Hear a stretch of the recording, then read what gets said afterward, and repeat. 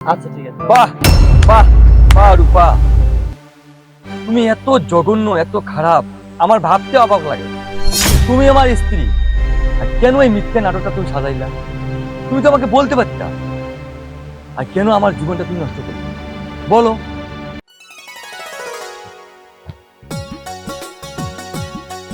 আচ্ছা শোনো, আমার না বাপের বাড়ি যাওয়া লাগবে। বাপের বাড়ি যাবা? আমি অফিস থেকে আসি তারপর নিয়ে যাবো। আরে না, আমার আম্মা অসুস্থ, ফোন করছে, আমার ভাই আসতেছে নিতে। এক কাজ করো, তো আমার কাছে ফোনটা দাও, আমি কথা বলি। আরে আমার ফোন নষ্ট হয়ে গেছে, রাতে কথা বলে না, তাই আমার ফোন নষ্ট হয়ে গেছে।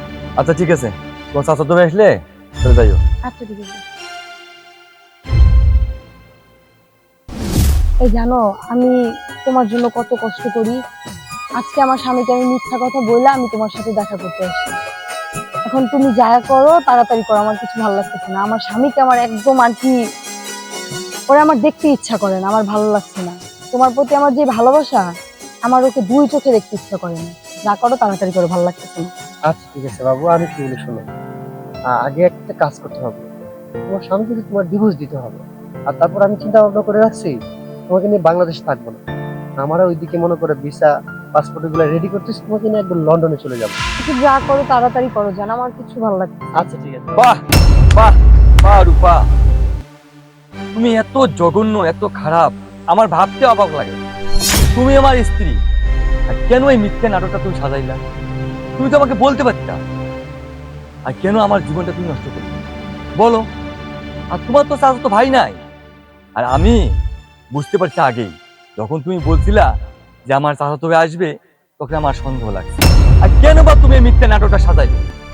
আর কেন বা তুমি আমাকে বিয়ে করলে বলো?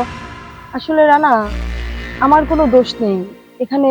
বাবা মা তোমার কাছে আমাকে জোর করে দিয়ে দিছে, কারণ ওর সাথে আমার ছোটবেলা থেকেই সম্পর্ক ছিল। বাবা মা এটা জানতো, তাই তোমার সাথে আমাকে জোর করে বিয়ে দিয়েছে। কিন্তু আমি তোমাকে মানতে পারছি না, কেন জানি না মানতে পারছি না। আমি ওকে ছাড়া বাঁচবো না। আমি ওর সাথে সারা জীবন থাকতে চাই। আমি তোমার কাছ থেকে মুক্তি চাই, প্লিজ রানা। তোমার এটা শেষ সিদ্ধান্ত? চাইলে আমি ওর অনেক ক্ষতি করতে পারতাম, কিন্তু করলাম না কেন? আমার সম্মানের দিকে তাকাইয়ে, তোমার বাবা মার সম্মানের দিকে তাকাইয়ে তোমাকে কিছুই করলাম না। আর সময় মতো তোমার আমি ডিভোর্স লেটার পাঠাই দেবো। আসলে এটা কথা বলো। ভাইয়া খারাপ, আসলে আপনার কথাবার্তা শুনে এতক্ষণ যা মনে হয়েছে, আপনি খুব ভালো মানুষ। আর তাছাড়া আমরা যেগুলো করছি সেটা হচ্ছে আবেগ। কারণ আমি রূপার সাথে একদিন কথা না বললে আমার কাছে যেরকম খারাপ লাগে, তার চেয়ে বেশি খারাপ হয়তো আপনার কাছে লাগে। কারণ আপনি তো স্বামী। দেখেন, আমি আপনার কাছে ক্ষমা চাচ্ছি, আমাকে আপনি মাফ করে দেন। ওই রূপার সাথে গিয়ে বলতেছি, দেখো রূপা, আমরা যেটা করছি সেটা হচ্ছে আবেগ। আর আবেগ দিয়ে জীবন চলে না। কারণ আমি তোমাকে ভালোবাসি, তার চেয়ে বেশি ভালোবাসি তোমার স্বামী। ওনার কথাবার্তা শুনে মনে হয় যে আসলে অনেক ভালো মানুষ। দেখো, আমি তোমাকে নিয়ে যে স্বপ্ন দেখেছি, হয়তো আমাদের সেই স্বপ্নটা সত্যিও না হতে পারে। কারণ তোমার স্বামীর অভিশাপ থাকবে, তোমার বাবা মার অভিশাপ থাকবে। অতএব তুমিও আমাকে ক্ষমা করে দাও। আমি এটা কখনোই পারবো না।